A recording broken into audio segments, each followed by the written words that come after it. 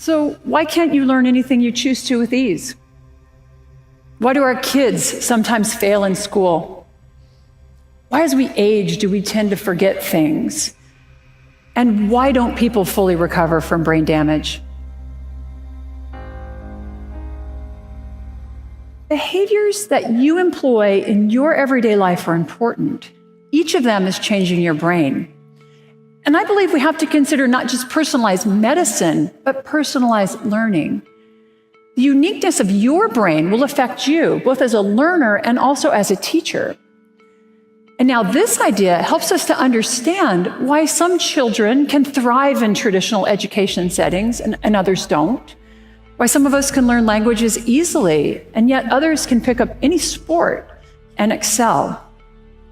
So brain research is one of the great frontiers in the understanding of human physiology, and also in the consideration of what makes us who we are. It's an amazing time to be a brain researcher, and I would argue to you that I have the most interesting job in the world. What we know about the brain is changing at a breathtaking pace.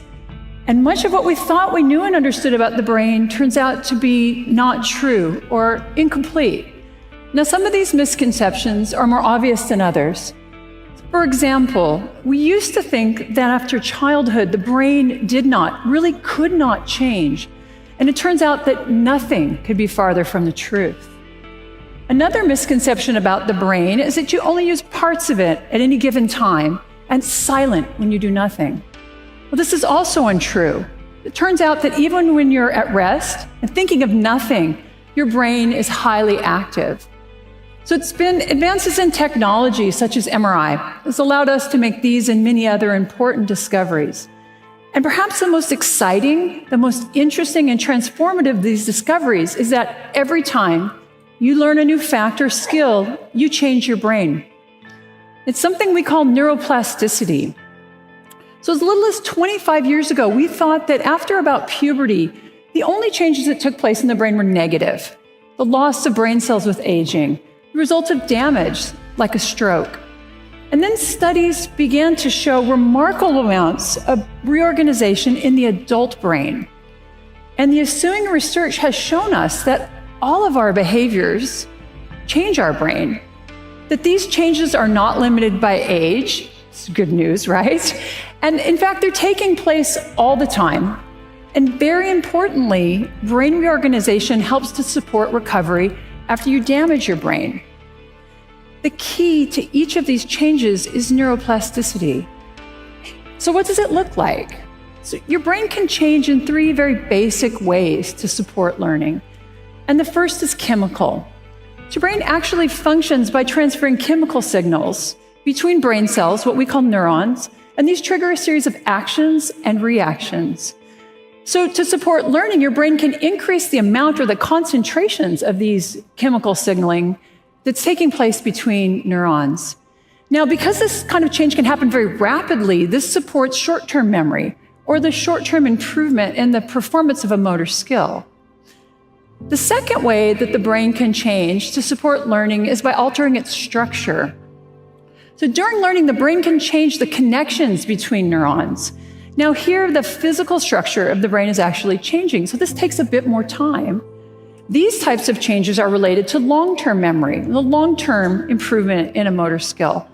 Now, these processes, they interact, and let me give you an example of how.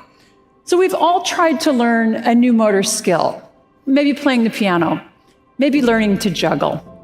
You've had the experience of getting better and better within a single session of practice and thinking, I've got it. And then maybe you've returned the next day and all those improvements from the day before, they're lost. What happened?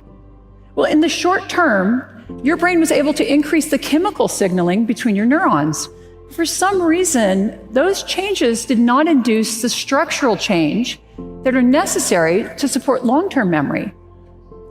Remember that long-term memories take time, and what you see in the short term does not reflect learning. It's these physical changes that are now going to support long-term memories and chemical changes that support short-term memories. Structural changes also can lead to integrated networks of brain regions that function together to support learning. And they can also lead to certain brain regions that are important for very specific behaviors to change their structure or to enlarge. And so here's some examples of that. So people who read Braille, they have larger hand sensory areas in their brain than those of us who don't. Your dominant hand motor region, which is on the left side of your brain if you're right-handed, is larger than the other side. And research shows that London taxi cab drivers who actually have to memorize a map of London to get their taxi cab license, they have larger brain regions devoted to spatial or mapping memories. Now, the last way that your brain can change to support learning is by altering its function. As you use a brain region, it becomes more and more excitable and easy to use again. And as your brain has these areas that increase their excitability, the brain shifts how and when they're activated. With learning, we see that whole networks of brain activity are shifting and changing. So neuroplasticity is supported by chemical, by structural, and by functional changes. And these are happening across the whole brain. They can occur in isolation from one another, but most often they take place in concert. Together, they support learning, and they're taking place all the time.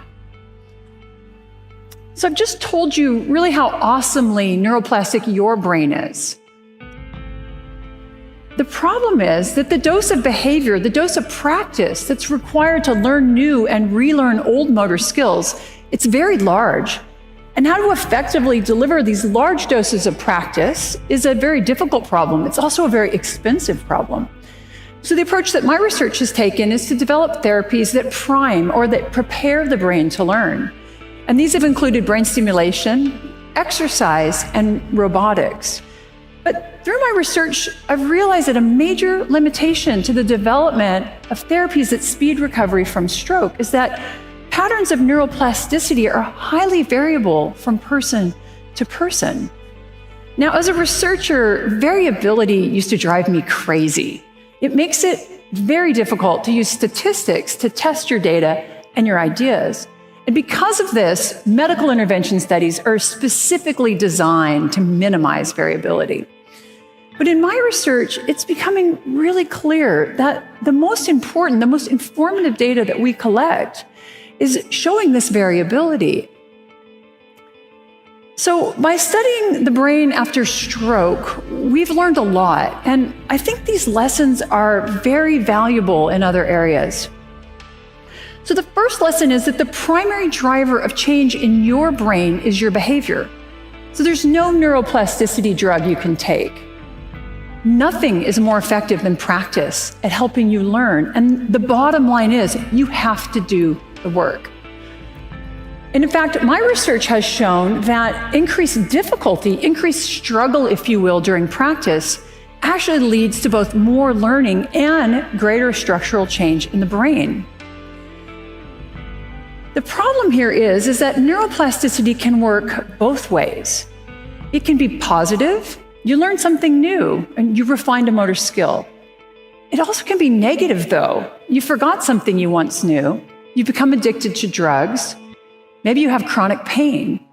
So your brain is tremendously plastic, and it's being shaped both structurally and functionally by everything you do, but also by everything that you don't do. The second lesson we've learned about the brain is that there is no one-size-fits-all approach to learning. So there's no recipe for learning. Consider the popular belief that it takes 10,000 hours of practice to learn and to master a new motor skill. Now, I can assure you it is not quite that simple. For some of us, it's going to take a lot more practice, and for others, it may take far less. So the shaping of our plastic brains it's far too unique for there to be any single intervention that's going to work for all of us. And now this realization has forced us to consider something called personalized medicine. So this is the idea that to optimize outcomes, each individual requires their own intervention. And the idea actually comes from cancer treatments. And here it turns out that genetics are very important in matching certain types of chemotherapy with specific forms of cancer. My research is showing that this also applies to recovery from stroke.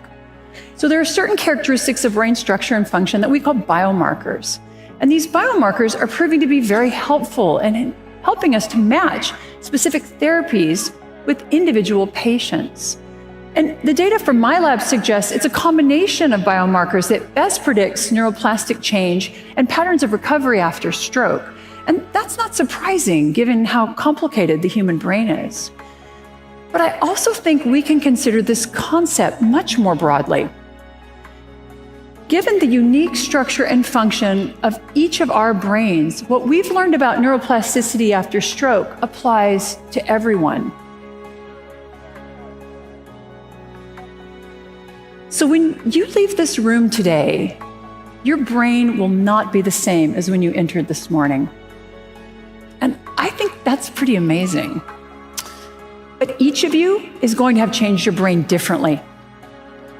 Understanding these differences, these individual patterns, this variability and change, is going to enable the next great advance in neuroscience. It's going to allow us to develop new and more effective interventions and allow for matches between learners and teachers and patients and interventions. And this does not just apply to recovery from stroke. It applies to each of us as a parent, as a teacher, as a manager, and also, because you're at TEDx today, a lifelong learner. Study how and what you learn best. Repeat those behaviors that are healthy for your brain and break those behaviors and habits that are not. Practice. Learning is about doing the work that your brain requires. So the best strategies are going to vary between individuals. You know what? They're even going to vary within individuals. So for you, learning music may come very easily, but learning to snowboard, much harder. I hope that you leave today with a new appreciation of how magnificent your brain is. You and your plastic brain are constantly being shaped by the world around you. Understand that everything you do, everything you encounter, and everything you experience is changing your brain. And that can be for better, but it can also be for worse. So when you leave today, go out and build the brain you want.